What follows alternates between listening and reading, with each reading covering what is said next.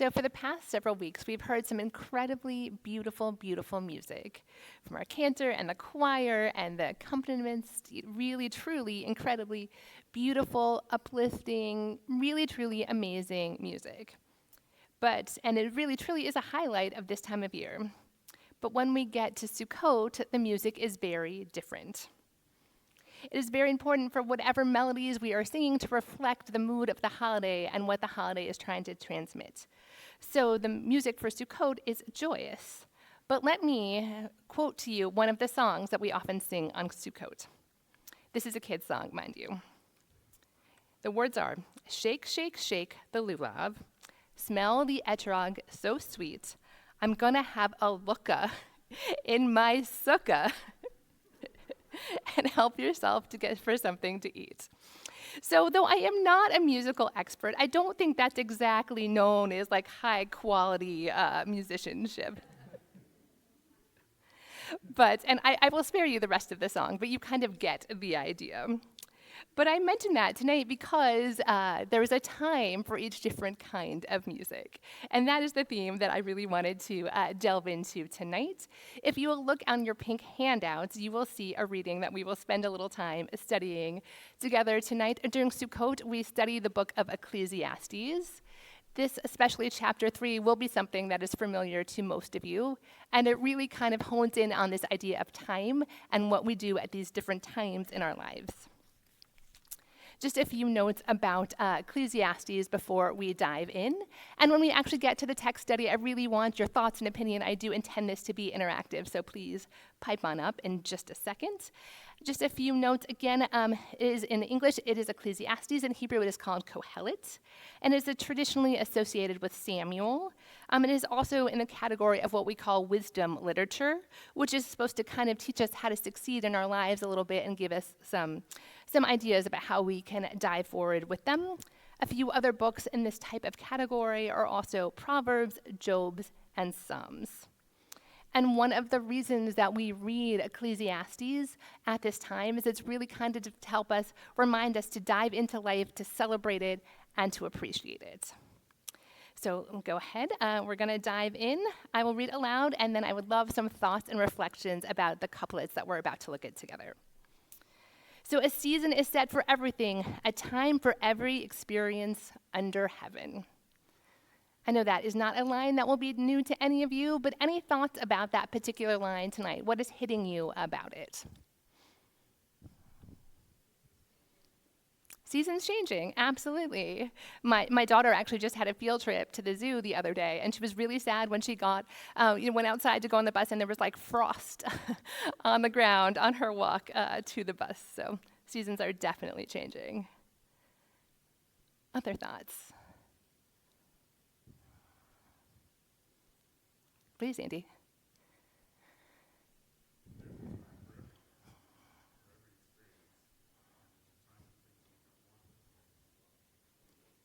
So what Andy said, I'll repeat to make sure everybody hears, that if there's a time for every experience, it means that some of these things we experience are things we don't want to experience, or things that are not so pleasant or difficult. And I would guess that most of us in this room have had those experiences. And they can be super rough, for sure. Other thoughts? Please, Lori.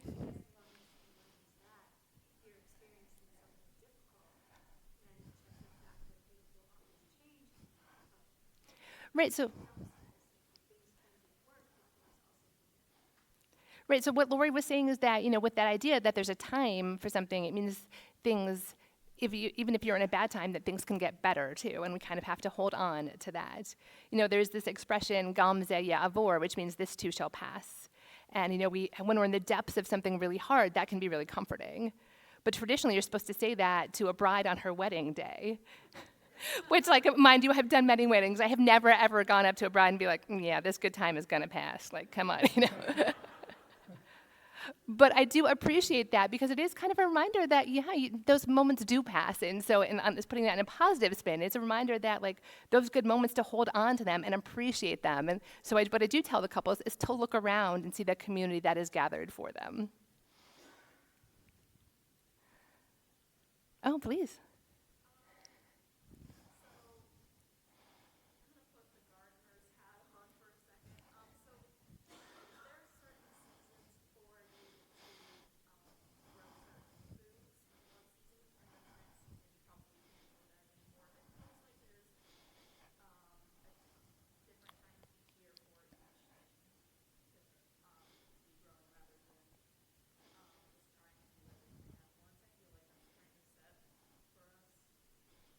So what Julia just said is that as a gardener, there's certain things that grow in certain times.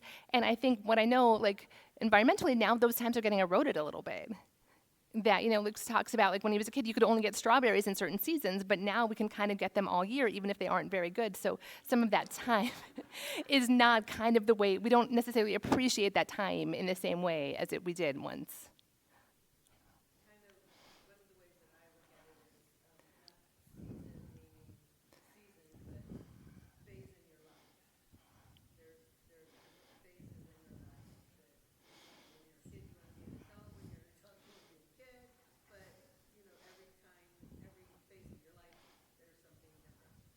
Right, so what was just talked about was these kind of phases that we have in our lives. And what the point that you get to is what I hear a lot is sometimes like if there's a time for everything, does that mean it's like prescripted? Like does that mean that it's like predestined, which a lot of people really struggle with? But what a lot of the commentators come back with is kind of exactly what you're saying, that like throughout our lives, there will be the times for the good things and the times for the hard things, that no one person can go through life without all of those things happening. But there are these times writ large in our lives. There are these seasons in our lives kind of writ large. I will share that a friend of mine went to a doctor recently, and the doctor looked at her and said, "The season of change will be upon you soon." To which my friend was very upset, but like, but there are seasons for these things, in our lives.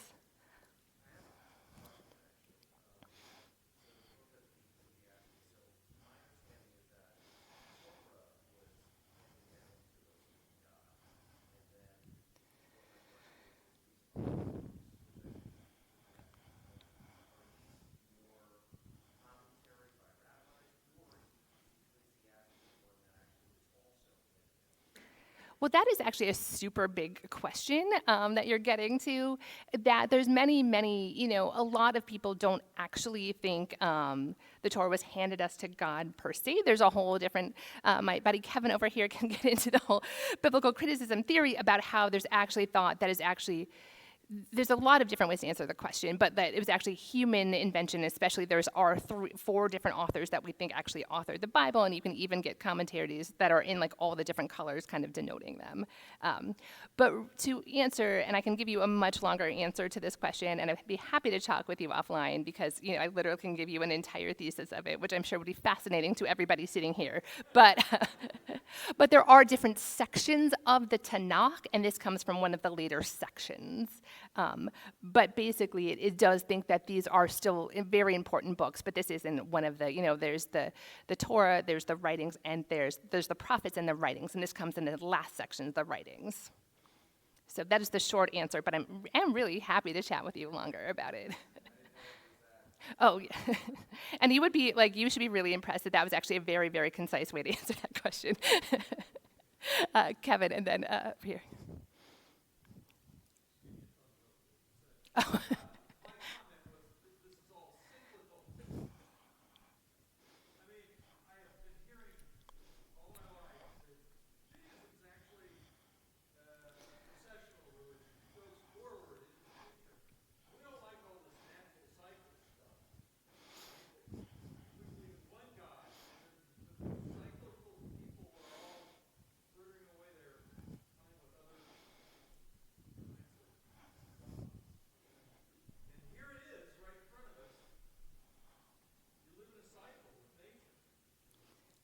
And it is certainly all cyclical. A little plug to Simchat Torah, which is coming next week, that is the whole point. We literally read the very end of the Torah and go right to the beginning. And, there are so many circles and so many loops within Judaism. So I completely agree.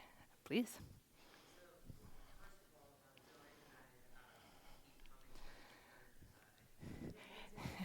Spoiler, that might be coming at the end of the service, so you will have your chance to turn, I promise.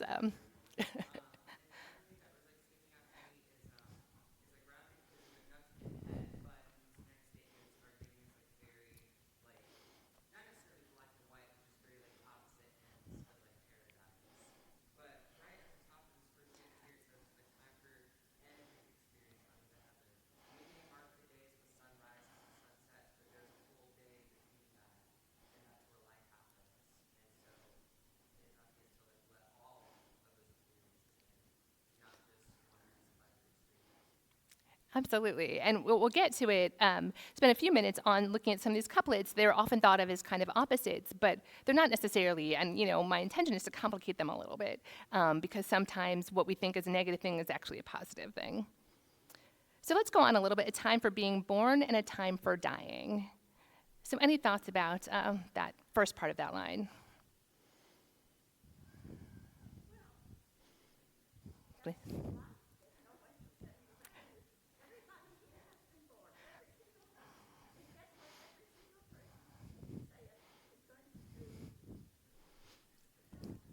Right, absolutely.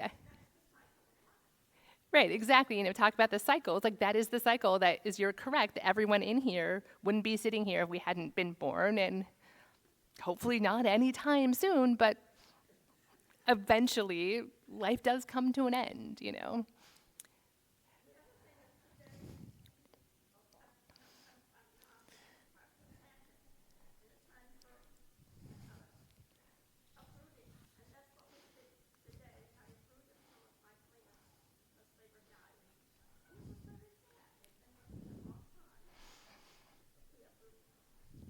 And to jump on that too, that sometimes you have to uproot the other plant so a new plant can come. Sometimes that is what helps us get to the next part of the cycle.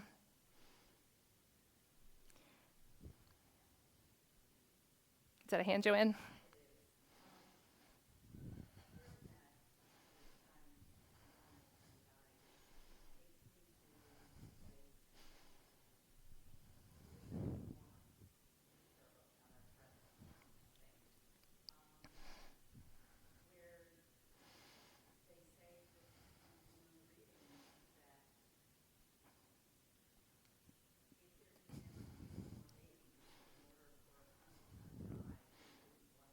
Right.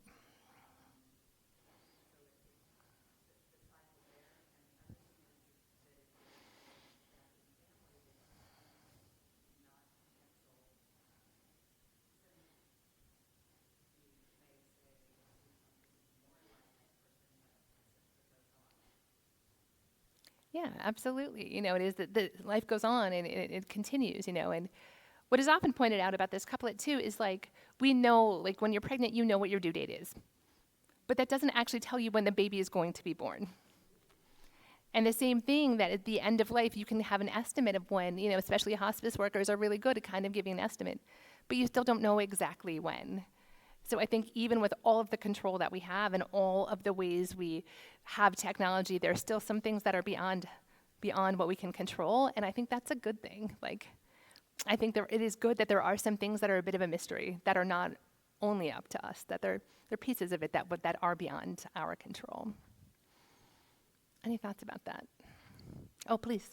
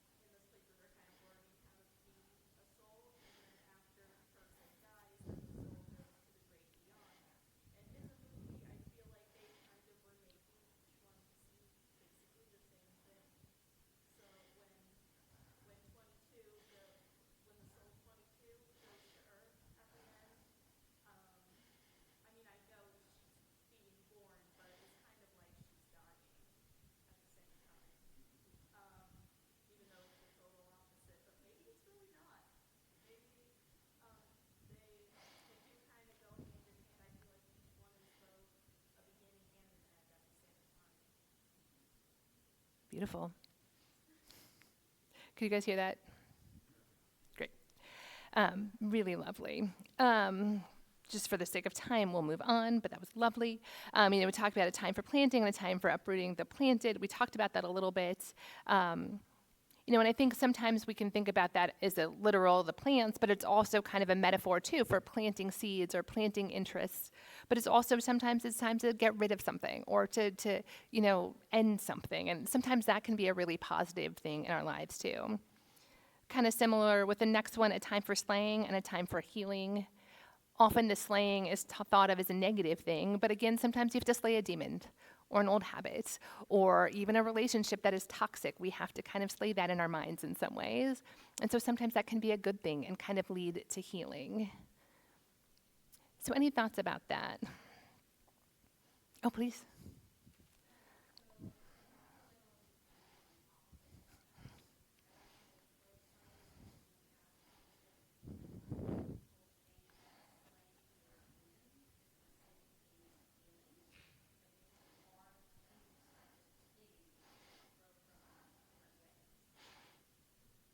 Absolutely. And sometimes I think it's often sometimes steps. You've got to slay your demons a little bit and you can heal a little bit. And sometimes they aren't necessarily, they go in that order, but sometimes they do go hand in hand, but they are different processes. Other thoughts? All right, just to continue a little bit, a time for tearing down and a time for building up. I often think about this too in terms of like relationships, or sometimes if I'm working with our bar and bat mitzvah student in a first meeting when we have lots and lots of time, I'll kind of push them a little bit to think a little deeper or go a little bit further with their writing. So that's kind of tearing them down a little bit in a loving, gentle way. But then if it's like the week before their bar or bat mitzvah, then I'm going to build them up and just tell them that they're awesome, and try to fill them with confidence. And I think that we do that in relationships too. Sometimes, especially with people we're closest to, we not tear them down in a negative way, but sometimes we have to say things that might be a little bit challenging. But sometimes we also build people up, and when we're really intimately tied with that can be some of the best things that we do for people. Just to keep moving on for the sake of time, any thoughts about that? Please, Ian.